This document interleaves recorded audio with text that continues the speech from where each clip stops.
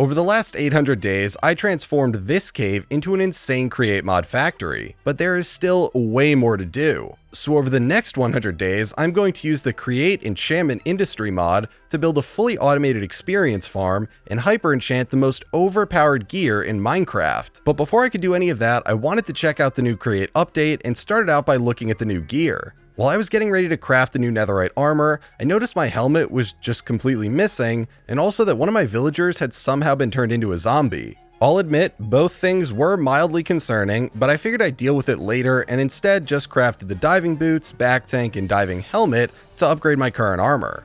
I also had to make new engineer's goggles for the helmet, and finally the helmet itself. I made a basic protection 4 Unbreaking 3 diamond helmet, upgraded it to netherite, and then combined all the armor into its new fancy create version. After putting everything on, I'll admit I was a little bit less than enthused by how it looked, but that was mostly because of the random goggles on top from the Create Goggles mod. Apparently, convenience does in fact come at a price. I figured while I was at it, I might as well give you all what you've been asking for, so I finally grabbed all the materials and crafted a toolbox. I started the process of curing the Donny Bob's villager, even though I thought he looked better like this than he normally does, and then I went to the auto crafting room to get some water wheels to fix all the broken stuff in my base. I didn't think 9 water wheels would be enough, so I loaded up the auto crafter with more materials and manually converted some of the 9 water wheels into the new large versions to generate more stress capacity. I returned to the crafting room, loaded some cogwheels into my toolbox, and noticed the water wheel crafting had failed. Turns out it was because the recipe had changed since I last played, so I removed the unnecessary mechanical crafters and changed the brass funnel filters to match the new recipe. I reattached the mechanical arm, removed all the other random blocks that weren't needed anymore, and once I confirmed the new recipe worked, I covered everything back up. I wanted to check on other issues in the auto crafting room, but the most important thing by far was checking if the bug of not being able to put a brass funnel on a placard was fixed yet. Turns out it wasn't. Thankfully, my attention was quickly drawn away from the empty placard to the display board that wasn't updating properly. Turns out it was because it wasn't getting enough speed since the existing water wheels had been downgraded, so I pillared up to the ceiling and dug back to the now outdated power source. I replaced the old water wheel setup with a more compact one that geared up the rotational power 2 times before inputting it into the display board. I spent the entire next day doing trial runs of every single auto crafting setup in the room to make sure there weren't any other issues like the water wheels that needed to be fixed. Unfortunately, the auto crafting was still extremely slow since the windmills powering each setup were moving at a snail's pace, so I decided one day I'd eventually hook everything up to the steam engine setup, just not today. Since I was working on the auto crafting room anyway and the overall supply was a little bit low, I decided it would be a good time to load up each setup with a large amount of raw materials so tons of stuff could be crafted while I did other work. I had to make a couple trips back and forth from the storage room and the bulk mixing area, but I was able to pretty easily fill up most of the materials. Sadly, the biggest problem for me was the polished rose quartz, since I had plenty of quartz but basically 0 redstone to my name. With almost every auto crafting setup running, it was finally time for me to fix everything the 0.5.1 update broke, mainly with the water wheel changes. I started out by removing the water wheels I placed down in the very first episode of the series next to my super slow pressing and mixing setup. I cleared out a bit more room, replaced the gearboxes with cogwheels to gear up the rotational power, and placed down 2 large water wheels.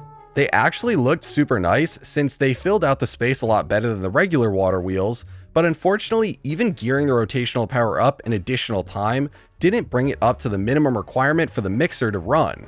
I didn't want to cop out and just use a rotation speed controller for everything, so instead I tore down the back wall of the setup, made a complete mess of cogwheels to gear it up to the proper speed, and then just covered everything up with andesite casing to make it not look totally awful.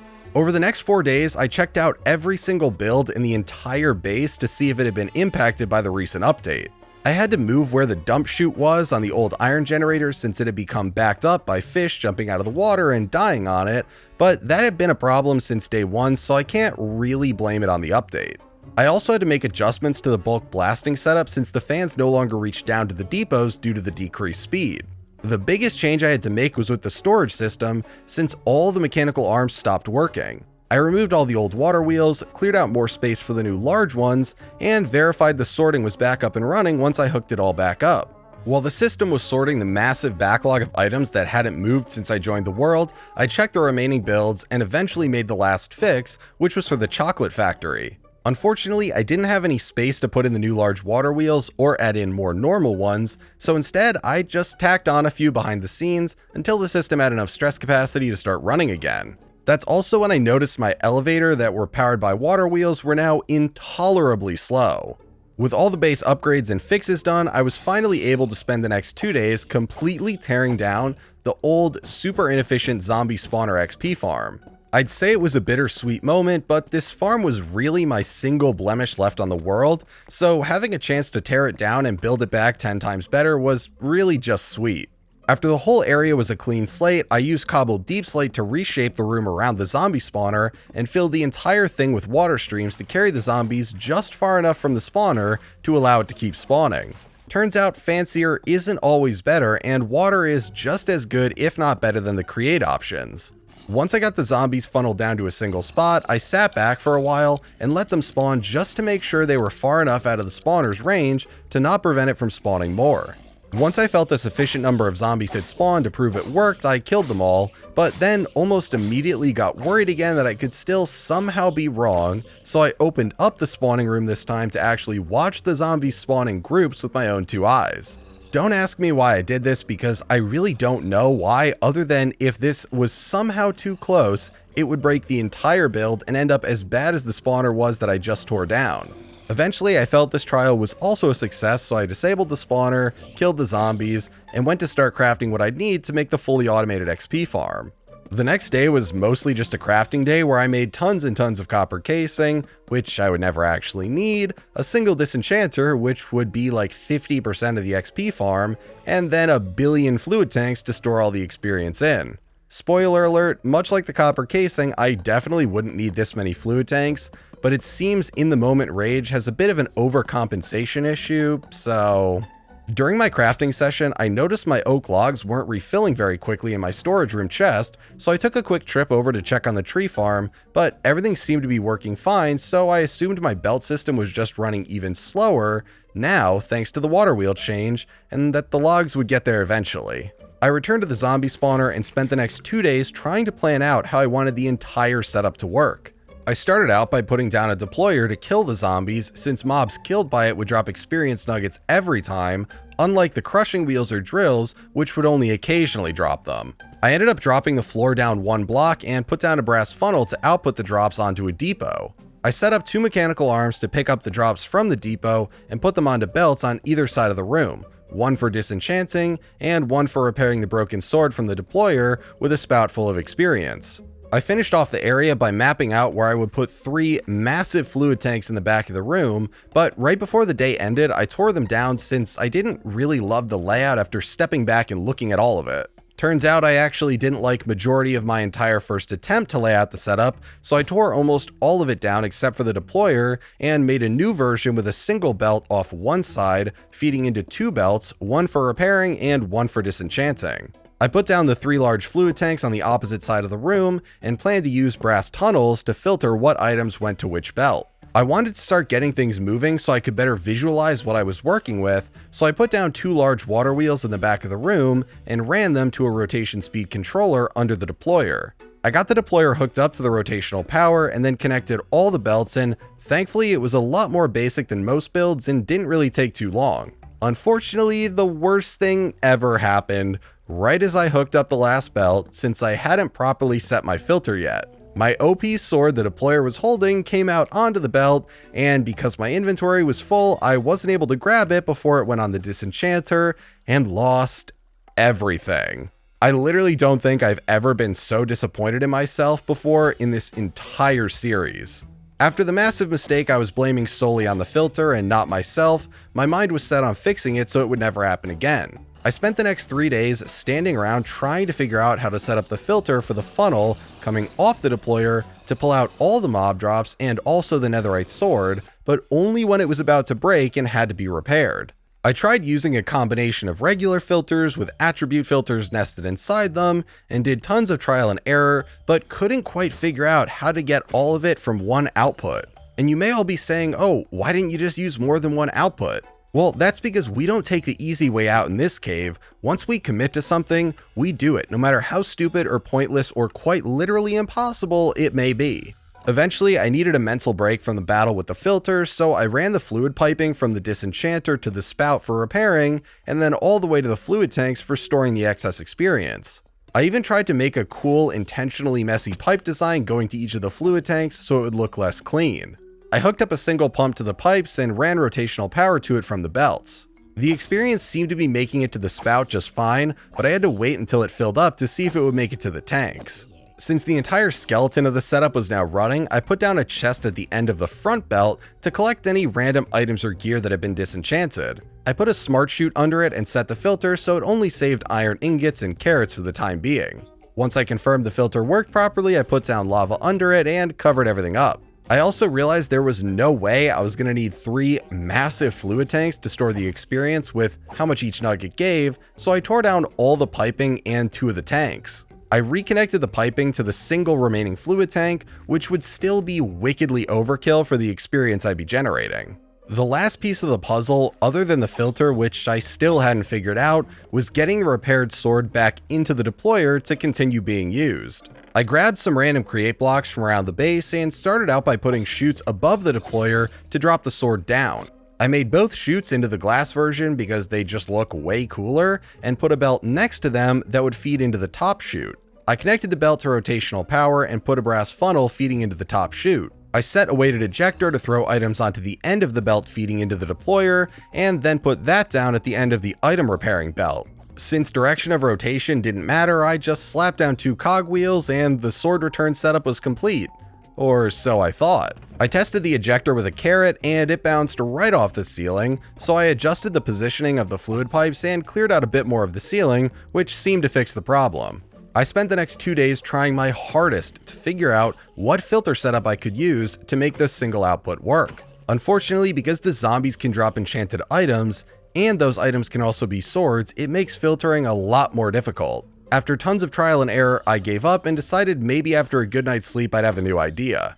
Luckily I was right, and when I got back on the next day I had a brand new idea and set an attribute filter to have the 3 criteria of being a sword, being enchanted with mending, and being heavily damaged. This meant nothing could get messed up with the setting of a single exact durability value for the filter, and nothing else would meet this criteria but the sword the deployer was holding. I put this filter into the brass funnel and updated the smart chute filter on the garbage chute to include a few more items that I wanted to save. I also moved the experience fluid tank over 1 block and moved the pump up a bit in the fluid pipe chain so the experience could just barely reach the fluid tank. The next 3 days were building days. Since the basic parts of the experience farm were now working, it just didn't really look like anything but a pile of garbage yet. I used deep slate tiles to line the flooring around the entire room, dropped the inner part of the floor down 1 block to give it some depth, and put in spruce slabs lining the deep slate tiles to break up all the deep slate.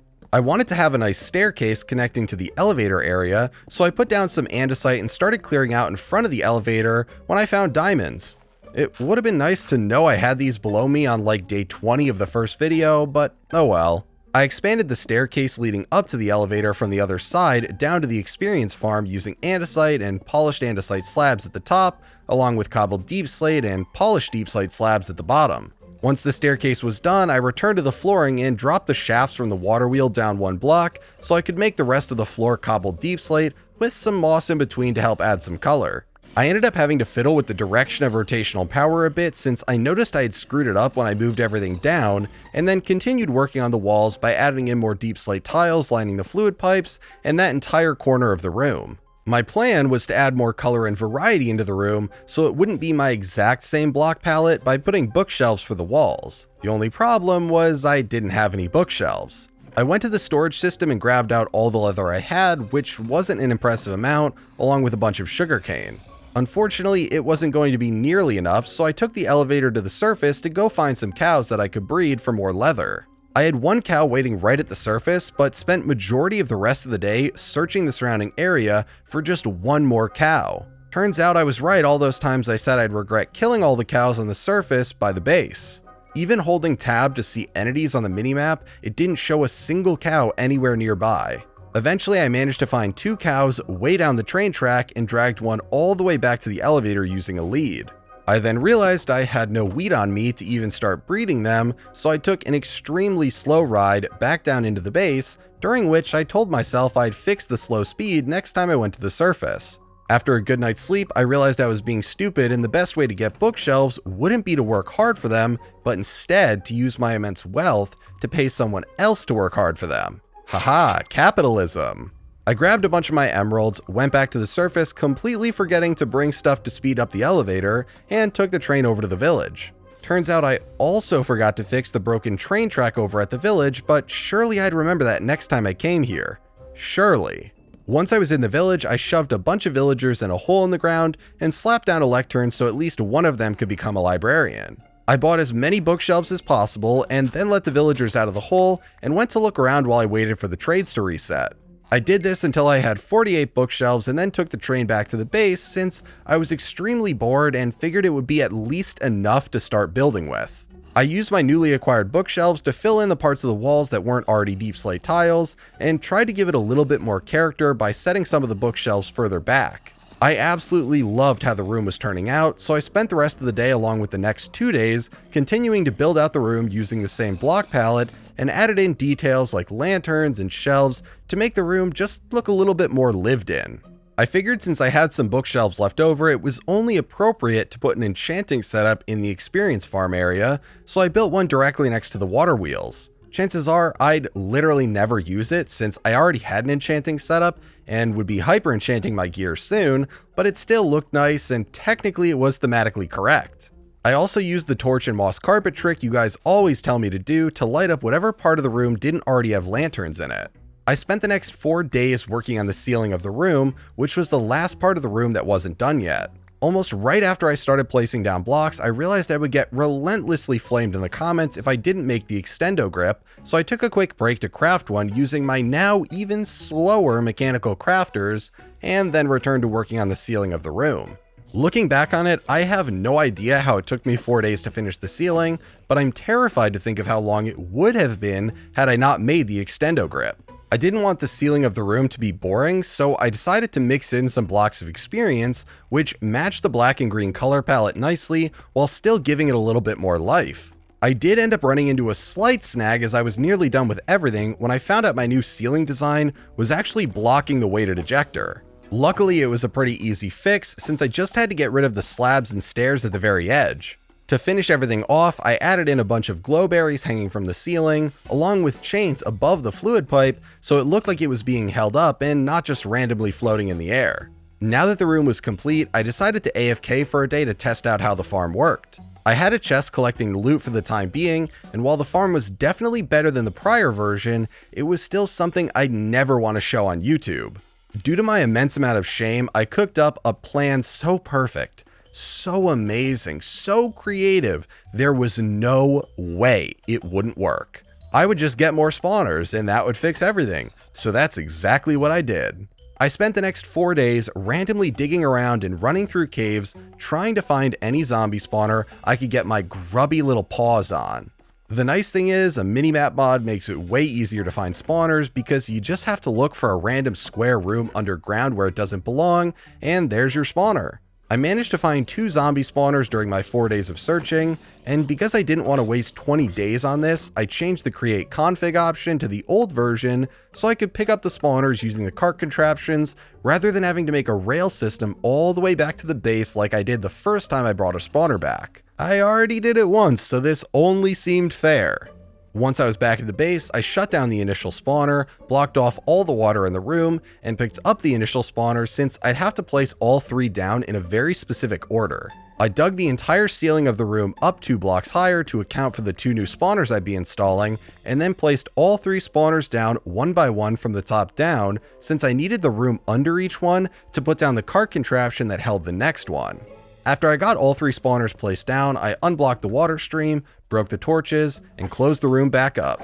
The next 2 days were more AFKing days since I wanted to see what the new experience rates were with more spawners.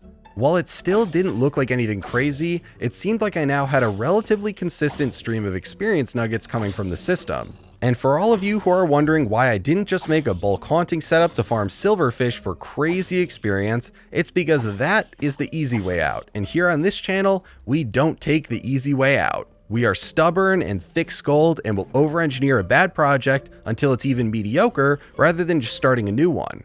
This experience farm was going to work and give me all the experience I wanted, even if it took me 2,000 days to make it not totally awful. I started off the next day by doing some boring villager trading since it was still a nice way to get a small amount of experience really quickly, and then started researching how hyper-enchanting even worked. I had to watch a bunch of ponder scenes on all the new stuff the Enchantment Industries mod added, since I still had never touched it before, and it seemed like I could use blaze burners with enchanting guides to enchant items with liquid experience. I figured I had a decent grasp on the idea and finished off the day by gathering a bunch of the materials I'd need to start messing around with it. Turns out I was still confused, and after fiddling with the enchanting guide I just crafted, I went back to watching the ponder scenes. Turns out hyper-enchanting uses hyper-experience and only increases the level of the enchant in the enchanting guide by 1, which meant I'd need a bunch of max level enchanted books to set all the blaze burners. I had a decent plan. Not a good plan, but a decent plan. I collected a few more materials, including stuff for villager trading and everything I'd need to speed up the elevator since I wasn't going to forget about it this time.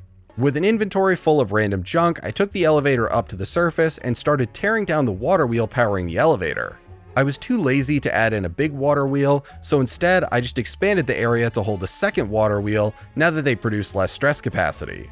I got rid of the cogwheels and encased chain drives connecting the water wheels to the elevator and replaced it all with a rotation speed controller. I definitely said earlier in the video I didn't want to use the rotation speed controller for everything, but that was clearly just a lie that I said early on to look cool before I got lazy. Once the rotation speed controller was connected, I cranked it all the way up to 64 RPM, and as the sun set, I sent the elevator down and then back up to check that the speed wasn't as embarrassing as before. After speeding up the elevator to a dangerous degree, I took the train over to the village to get my hands on some max level enchanted books. As expected, I completely forgot to bring another train track, but it doesn't seem as bad if we focus on the fact that I did remember to fix the elevator. Anyway, I traded for some bookshelves and turned them into lecterns so I could get a few max level enchants like Unbreaking, Efficiency, Sharpness, and Looting. I struggled to find any villagers with enough brain cells to actually get a job, but eventually I got one trapped in a hole and started the endless process of placing and breaking the lectern. I managed to get Efficiency 5 relatively quickly, so I locked in the trade right away and went to find another unemployed villager to trap in a hole in the ground. The next 2 days were pretty much the same thing over and over and over again, trying to find villagers that I could even trade with, and then trapping them in a hole and spam placing and breaking a lectern until a villager decided to not be totally worthless. During the process, I did make some concessions for the sake of time, and figured I'd just combine some books rather than shoot for max level trades only. I got Looting 2 and bought 2 books so I could make it a Looting 3 book, and did the same thing with 4 Sharpness 3 books to make Sharpness 5. I was tempted to go for an Unbreaking 3 villager as well, but since the village was seeming fresh out of viable candidates, I took the train back to the base and assumed making an Unbreaking 3 book myself wouldn't be the worst thing in the world. Probably. Once I was back at the base, I tossed my fully upgraded enchanted books in a chest and took the rest to the anvil to combine. I was about to combine my looting books when I realized I should probably enchant my Unbreaking 3 book before spending all my levels, so I crafted a new book and cycled through some basic enchants hunting for Unbreaking 3. In between enchants, I did some trading to try and keep my experience up, since I didn't have a way to shower myself in liquid experience from the farm that was storing in the tank yet. I managed to get an Unbreaking 2 enchant on my book pretty quickly, so I took it and crafted another book, hoping I'd at least get another Unbreaking 2 enchant without too much pain. As expected, right after taking the Unbreaking 2 enchant, I got a level 30 enchant for Unbreaking 3. I just didn't have enough total levels to get it anymore. I wasn't able to trade with more villagers, so I made a makeshift experience shower at the farm by breaking the fluid pipes over my head and letting the experience orbs just rain down onto me. I got level 30, repaired the pipe, enchanted the book with Unbreaking 3, and used the rest of my experience to combine the Sharpness books into Sharpness 5 and the Looting books into Looting 3. Since I finally had all the enchanted books I wanted to use for hyper-enchanting, I needed an area to work in. I figured the area directly next to the experience farm would be good, since I was going to need to convert a lot of regular experience into hyper experience. I grabbed a bunch of deep slate from the storage room and started building up and leveling off the ground directly next to the fluid tank holding the regular experience. I managed to finish the terraforming by the end of the day and started to plan out where I wanted the hyper-enchanting setup to go. I was going to need a tank to store the hyper experience in, so I built another 3x3 fluid tank next to the normal boring enchanting setup. Directly across from that, I planned out where I'd put all 5 blaze burners. I did some experimenting with the blaze burners to see how fluid pipes would connect with them, as I tried to figure out how I wanted to pipe hyper experience into each one. Spoiler alert, I should have done a little bit more experimenting. While I was working, I realized it was kind of stupid to have the 2 fluid tanks on opposite sides of the room, so I tore everything down, marked a place next to the regular experience tank for a mixer to make hyper experience, and then put the hyper experience tank next to that. To finish the planning, I placed back down the 5 blaze burners in the same setup as before, just on the opposite side of the room, and I was much happier with how it all looked. With the rough outline of the setup done, I placed down a blaze burner with a basin and mixer over it for mixing hyper experience, and spent the rest of the day sorting junk out of my inventory since it had become super cluttered as usual. I went back to building the next day and started out by extending the floor from the already fancy part of the room over to the disgusting looking unfinished part. Normally, I would do all the technical stuff first since that's a lot easier for me to visualize, but because I already knew what the floor should look like, I took the easy win. Once the floor was done, I moved the mixer setup back 1 block since I thought it would look a lot nicer, and then I connected the pumps from the experience tank to the basin, and from the basin to the hyper experience tank. I built up the wall behind the mixer with deep slate tiles like I had for the rest of the room, and planned to make the middle blocks of experience once I had some on hand. I put down some basic cogwheels to power both the pumps and the mixer, and I actually enjoyed it a lot since I got to toss everything down knowing the direction of rotational power didn't matter one bit for any of it. To nobody's surprise, I planned to power everything with water wheels yet again, so I built out an area for 2 large water wheels next to the new hyper experience tank. I built the hyper experience tank up to match the regular experience tank even though there was no way I'd come close to filling 1/10 of either of them, and detached the cogwheel powering the pump pulling out of the basin before connecting everything to the water wheels. Due to the limited space, I wasn't going to be able to use filter pipes, so the pseudo filter would have to be having hyper experience in the fluid tank before having everything running at the same time. If I didn't, the pump would end up pulling regular experience out of the basin into the second fluid tank and just ruin everything. While I was hooking up the rotational power, I connected it to another rotation speed controller underground, since again, I was too lazy to gear up the large water wheel's power enough times to allow the mixer to run. I got everything hooked up and running, and then went to check around the base to see if I had everything I'd need to make some hyper experience. I was able to make the cinder flour for the blaze cakes super easily, and just stole some sugar from the chocolate factory which was already overflowing, but I was really short on glow ink and had even fewer eggs, which posed an immediate issue. The only solution was going to the surface and hope that I hadn't killed every chicken nearby like an idiot earlier in the series, so I hopped on the elevator and prepared for the worst. Much like with the cows, I didn't see any chickens on the minimap right when I got to the surface, but instead of wasting time randomly wandering around like I normally do, I instead hopped right on the train and went right to the village. I wandered away from the village a bit, and right away I noticed 2 chickens nearby. While I was running to them, I broke some grass to get some seeds to breed them, and the seeds actually came in handy even before breeding since it helped me lure all the chickens into a pit in the ground. It took me a bit longer than I'm proud of to get the last one in the pit, and there was some hitting, but eventually it happened, and that's all that matters. I spent the next 4 days trying to breed all the chickens in the pit as much as possible. Would it have been smarter to take the chickens home at the start? Probably. Could I have taken the eggs home after just 1 to 2 days and spawned new chickens there? Almost definitely. But I care about the animals and their well-being, so I wanted to keep them above ground in an area they're familiar with. And on top of all that generosity, I ended up expanding the chicken pit so I could legally call my chickens free range, which is more than most people can say. I will admit these days were super boring though, as all I really did was run around collecting seeds to breed the chickens and wait for the babies to grow up so they could start dropping eggs. By the end of day 869, I was at my wit's end after listening to the chicken noises for so long. 869. As the sun rose on day 870, I decided it had to be my last day standing in the chicken pit. My sanity was at an all-time low, and I was about 30 seconds from walking right into a pair of crushing wheels at any given moment. On top of that, I had over 3 stacks of eggs, which would end up being way more than I would need for both making a new egg farm at the base and crafting plenty of blaze cakes. I collected the last bit of eggs as the sun went down and used the bed for the last time to pull myself out of the dirt prison. I took the train straight home, and after I returned to the base, I immediately put the materials into the press to make blaze cake bases. While I was waiting for the press to finish, I realized that my life felt empty without my new chicken friends, so I cleared out some space over by the wheat farm to make a new chicken pit. I put a chain of hoppers feeding into the barrel next to where I kept the bone meal to automatically collect the eggs, which would be way nicer than having to stand in the pit for days on end.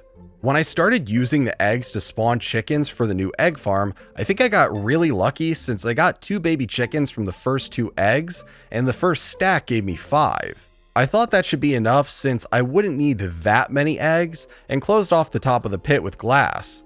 Sadly, these chickens would not be free range. I placed back down the foliage I had broken while working and used a sign to label the new barrel. I returned to the press to collect my blaze cake bases and took them to the lava generator to turn them into blaze cakes. It didn't take long before I had 16 fresh blaze cakes in my inventory, ready to make some fancy hyper experience. It seemed like a bit of a waste to use a blaze cake with only 6 glow ink, but I wanted to see everything in action, so I dropped the ink and lapis into the basin with the experience and superheated the blaze burner. The mixer started working, and while it looked super cool with the neon green and blue liquid, I was absolutely shocked that I only got 10 millibuckets of hyper experience from each craft. It definitely said that in JEI, but I clearly had not paid enough attention. It was obvious now the limiting factor was going to be glow ink, so I set off digging into other caves trying to find glow squid. I found a nearby cave that initially had some glow squid in it, but I spent most of my time in there fighting all the mobs that had spawned around the squid. Once all the mobs were cleared out, I took some time to AFK and look up the spawning rules for glow squid since I actually had no clue what they were. Turns out the rules for glow squid spawning are more strict than I thought, and it seemed like it would be a big pain to try and find a bunch to kill. I popped open JEI and hoped there would be a recipe for glow ink, and boy did I get lucky. Turns out there's an insanely simple bulk haunting recipe to turn regular ink into glow ink, which 100% saved this video, because without it, I don't think I would ever reach my goal. I checked around the base to see if I had any regular ink laying around, and unfortunately I didn't, so I'd need to make a trip to the surface, but before I did, I wanted to try out a little experiment. After learning what the spawning rules were for glow squid, I wanted to see if I could get any to spawn in a small room, so I dug out a tiny area in the corner of my base, filled it with water, and closed it off to see if anything would spawn. Spoiler alert, stuff did eventually spawn, but it was never glow squid. I didn't want to get my hopes up that my awful makeshift spawning area would even spawn a single glow squid, so I cleared out some space in my inventory, grabbed a bed, and took the elevator up to the surface to farm a bunch of regular ink. Sadly, after losing my sword like an idiot at the start of the video, I had no weapon with looting, so the ink farming was going to be a little bit more painful than I would have liked. Thankfully, there was a big river right at the surface, so I was able to get right into killing squid. I had to remove the diving boots since they kept sinking me to the bottom of the river, and yes, I did forget to fill the back tank with air, which would have made this entire process way easier. By the end of day 875, I had gotten a little bit over a stack of ink, so I took the elevator back down to the base and caught a quick nap. I ditched some random junk in my inventory in the garbage chute and then headed over to the soul sand generator to make use of the bulk haunting setup I had. I tossed the stack of ink on the depot in place of the sand and let the mechanical arm put it in the bulk haunter at a painfully slow speed, again thanks to the water wheel change. Once it was converted to glow ink and dropped off in the output barrel, I snagged it and ran back to the mixer to make more hyper experience. I tossed a stack of materials in this time, fueled up the burner, and sat back to watch it run. The mixing took a fairly long time, so I did some building in the area while I waited for it to finish. I finally put down the blocks of experience behind the mixer and finished wrapping the ceiling design around both fluid tanks. After the mixing was done, I had 800 millibuckets of hyper experience sitting in the fluid tank. It wasn't much, but it was a start. I wasn't feeling very motivated to go back up and kill more squid the next day, so I decided to make it a building day and worked on expanding the ceiling to cover the new addition to the experience farm. I also worked on adding some improvements to the floor in front of the blaze burner area, which wasn't even close to being done yet. The building was going pretty well, and I felt like I was on a roll, so I continued working on improving the area over the next 2 days. I added in a bunch more glowberries to the ceiling, covered the top of the large water wheels next to the fluid tank, and covered some of the exposed cogs by the mixer with andesite casing. I added in torches and moss carpet to the floor to brighten up the area, and cleared out the big stone and granite pillar that was in the way. I finished off the rest of the ceiling and added in some blocks of experience with moss since I really liked how it looked. I even changed out the stone on the wall behind the basic enchanting setup for deep slate and moss so the colors didn't look so out of place with the rest of the area. With everything else finished, it was finally time to work on the hyper-enchanting. I AFK'd for a bit at the experience farm to get more experience nuggets and eventually crafted them into blocks of experience. I really liked the color of the blocks and wanted to use them more, so I put one below where each hyper-enchanting blaze burner would go. I put all 5 blaze burners down and tried to build out the area around them with moss and deep slate so it could look like they were all sitting back in a carved out part of the wall. Eventually, I would need to get hyper experience to the burners, so I ran fluid pipes across the ceiling from the fluid tank and then ran them down between each blaze burner. Unfortunately, the pipes didn't connect to each like it would with fluid tanks even after I put in an enchanting guide, which should have been a huge red flag for me. Instead of seeing this massive blinking sign that said I screwed up, I just changed it up so a pipe ran down on top of each blaze burner rather than between each pair. I set the rest of the enchanting guides to the max level enchants I wanted to hyper enchant with and put one on each of the remaining burners. Since I thought the fluid piping was finally done, I built out the deep slate and moss even more around the area to really make it look like its own little cave. I added in some glowberries to the ceiling like I always do, and used chains again to make the fluid pipe look like it was hanging from the ceiling rather than just floating in the air. With that, the building was finally done, and I no longer needed to craft blocks of experience from nuggets, so I got rid of the chest sitting on the belt. I tossed all the junk from the chest back onto the belt, and then cleaned out the rest of the random blocks from my inventory. The last thing to do before I could hyper enchant all my tools was to make a bunch of hyper experience. The only problem was I didn't have enough glow ink or regular experience to do that, so I started out by AFKing for a day at the experience farm.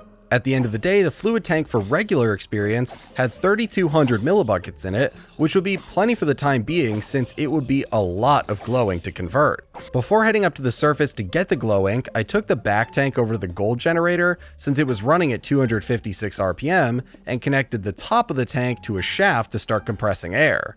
The back tank filled up super quick, and I decided to leave the gearbox and shafts there since I figured I'd be filling it up again soon anyway. I slapped on the newly filled up back tank and took the elevator to the surface for a few more days of squid killing. The back tank allowed me to breathe underwater for 15 minutes, which made farming up a bunch of ink so much easier. At the end of day 884, I took the elevator back down into the base with nearly 3 stacks of ink this time, which completely blew the 1 stack I got last time out of the water. Once I was back down in the base, I took the ink over to the bulk haunter again and allowed the 100-year-old mechanical arms to slowly move the ink onto and off of the haunting depots. When everything was done being haunted, I took all the glow ink back over to the mixer, dropped a stack of ink and lapis in, and fueled up the burner again. I also tossed down a barrel behind the mixer and put all the hyper experience ingredients in it so I wasn't just constantly walking around with an inventory that was 2/3 full. I noticed the regular experience tank was draining super fast, which in hindsight shouldn't have really been a surprise since each craft took 100 millibuckets, but I digress. I decided the only sensible and time efficient thing to do was to drain my own experience into the disenchanter and then AFK again to let more experience build up while the mixer turned all of it into hyper experience. As my hyper experience stockpile was building up, it dawned on me that I'd eventually have to move it over from the fluid tank to the blaze burners, and I had no good way of doing that. I picked a spot on the fluid pipe to put down a pump where I could semi-easily connect it to a cogwheel for power.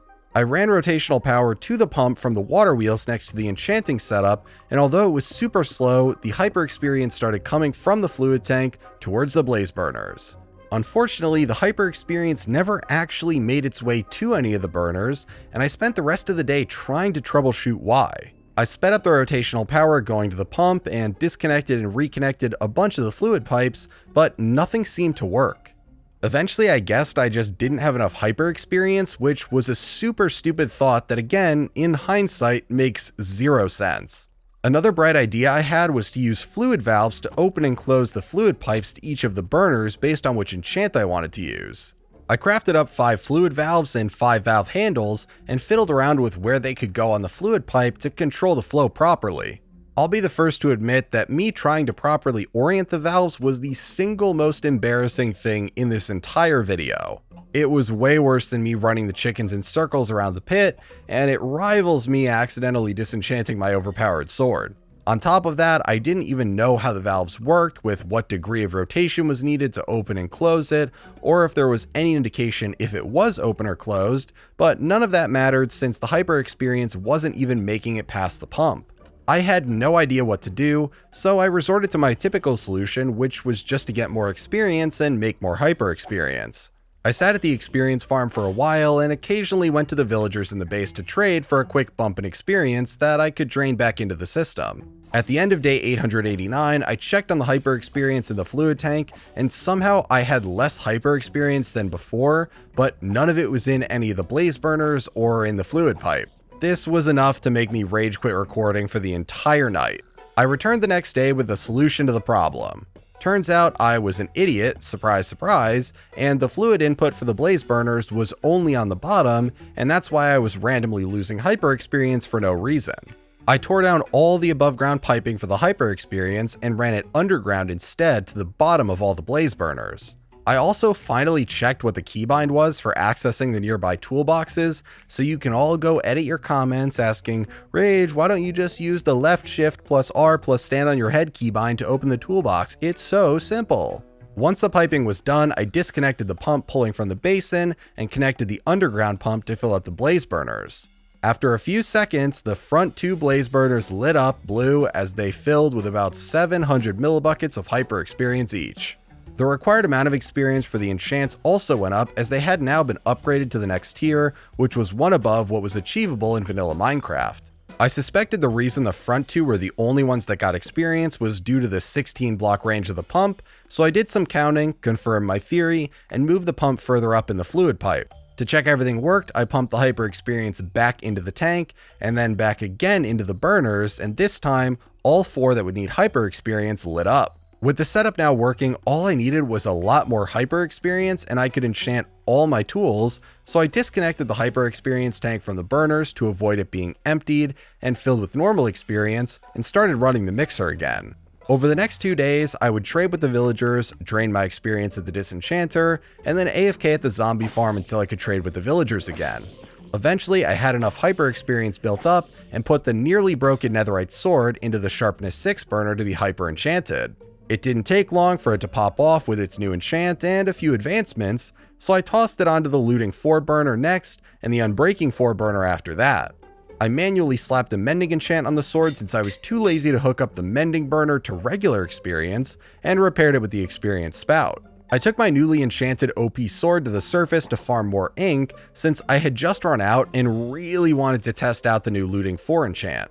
I spent the next 2 days swimming around killing squid, which was definitely boring, but also super efficient now that I had both the filled back tank and an insane sword.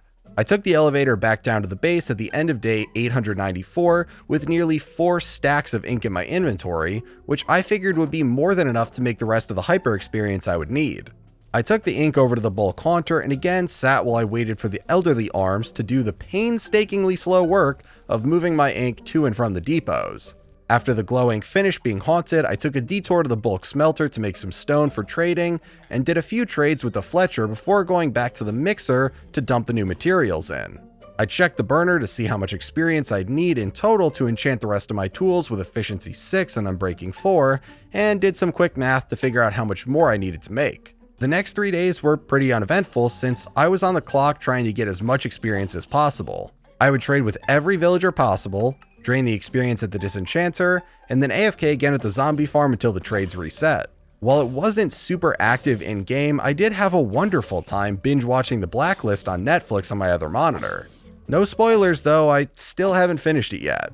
On day 899, I was getting close to the amount of regular experience I'd need to finish the enchanting, so I started the mixer up again and reversed the flow of hyper experience to pull it all out of the burners, since I wouldn't be using the sharpness or looting enchants again. Once everything was empty, I disconnected the fluid pipes from everything except the efficiency 6 burner and reversed the pump again to fill it up. I hyper-enchanted all 3 of my remaining tools with efficiency 6, then reversed the pump again to pull the experience back, before reversing it again to send it all back to the Unbreaking 4 burner. I hyper-enchanted all 3 tools with Unbreaking 4 as well, and apparently, I'm semi-decent at math because I had just 5 extra millibuckets when all was said and done. And with that, it was day 900. Another 100 days were done, and this time, I managed to make a pretty awesome automated experience farm and get the most overpowered tools possible. Let me know in the comments what you guys thought of the build, and if you want to see 1000 days next.